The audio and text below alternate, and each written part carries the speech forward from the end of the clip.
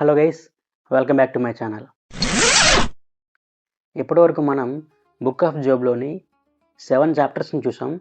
ఇప్పుడు 8th chapter గురించి discuss చేద్దాం. చాప్టర్ 7లో మనం యోబు యొక్క రెస్పాన్స్ని చూసాం తన ఫ్రెండ్స్కి. అయితే ఈ చాప్టర్ 8లో యోబు యొక్క మరొక స్నేహితుడు తన ఓదార్పుని ఎలా చూపిస్తున్నాడో చూద్దాం. ఇప్పుడు అతని పేరు బిల్దాదు. అతను ఏమంటున్నాడంటే, నీవెంతకాలము ఇలా గాలి మాటలు మాట్లాడతావు, సుడిగాలి వల్ల మాట్లాడుతున్నావు కదా, సర్వశక్తివంతుడకు దేవుడు తన న్యాయవిధిని తప్పించునా, రద్దు చేయను అంటున్నాడు. ఈయన వెర్షన్ ఏంటి?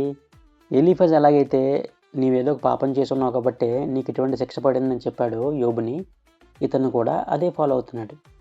నీవు నీ నోటికొచ్చినట్టుగా సుడిగాలి వల్ల మాట్లాడేస్తున్నావు, కానీ నీవెంతకాలం ఇలా మాట్లాడవు, నీ వాదన నీదేనా, నీవు పట్టిన కుందేళ్ళకి 3 కాళ్ళు అని సామెతను చూసారా, అలా ఉంటున్నావు నువ్వు అని ఈ బిల్దాద్ అంటున్నాడు.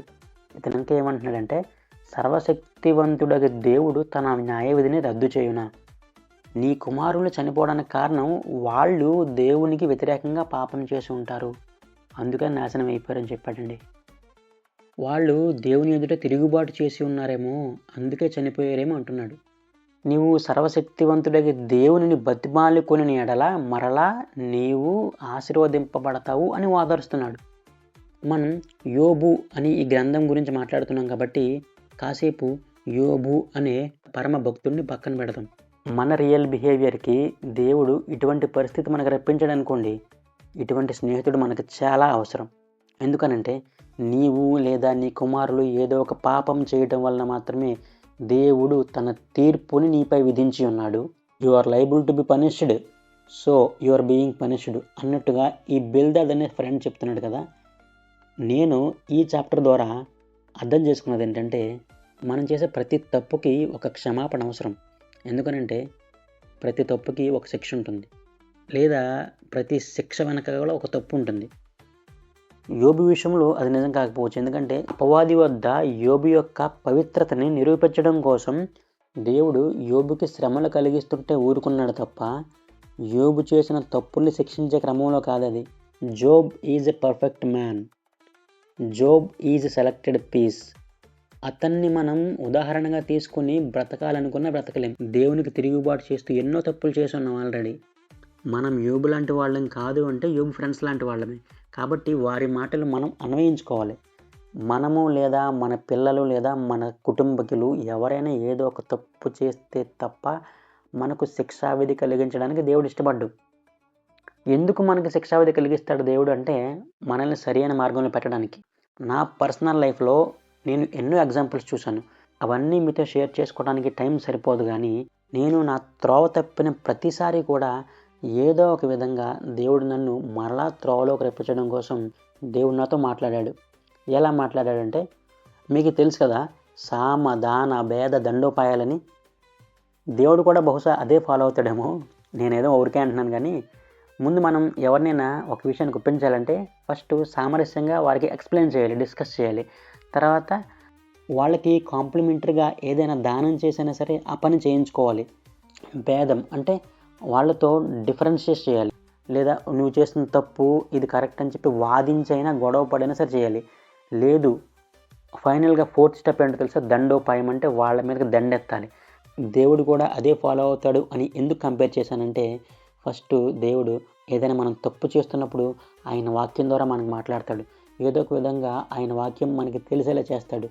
రెండవది, మన అంతకుముందు చేసిన తప్పులకి మన శిక్షా విధులైనా సరే కృప చూపించి వాటిని క్షమించి మనకి క్షమాభిక్ష ఇస్తాడు. అంటే మనకి దానం చేస్తాడు, ఆయన క్షమాభిక్ష, ఆయన కృపని మనకు దానం చేస్తాడు.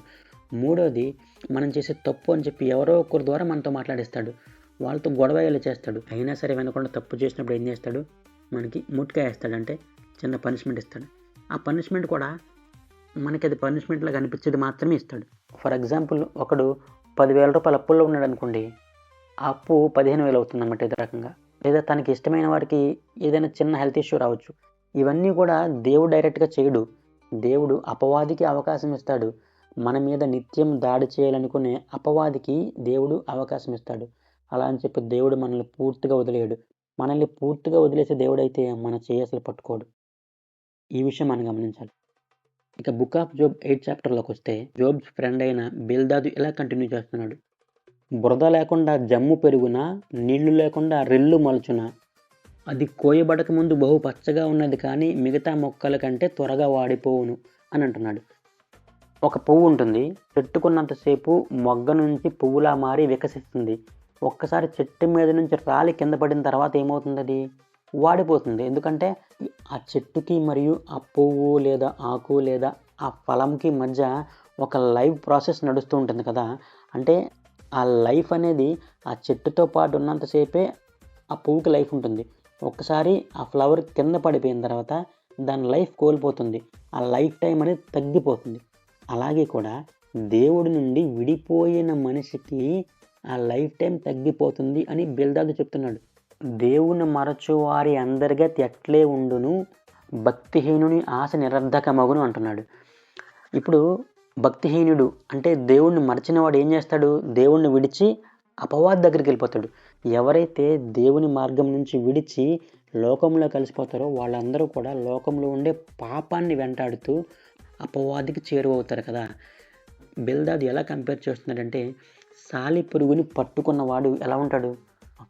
స్పైడరు చాలా గట్టిగా బలంగా గోడకి పట్టుకున్నట్టు ఉంటుంది, కానీ ఆ స్పైడర్ మనం పట్టుకుంటే ఏమవుతుంది? స్పైడర్ విడిపోతుంది కదా. పేక మేడ కూలిపోయినట్టుగా ఆ స్పైడర్ కూడా విడిపోతుంది. చూడటానికి బలంగా కనిపిస్తుంది. స్పైడర్ మ్యాన్ సినిమాలో స్పైడర్లా కాదు, అది ఫిక్షన్. రియాలిటీగా ఒక స్పైడర్ని పట్టుకుని లాగితే ఆ సాలిగూడంతా ఊడిపోతుంది కదా.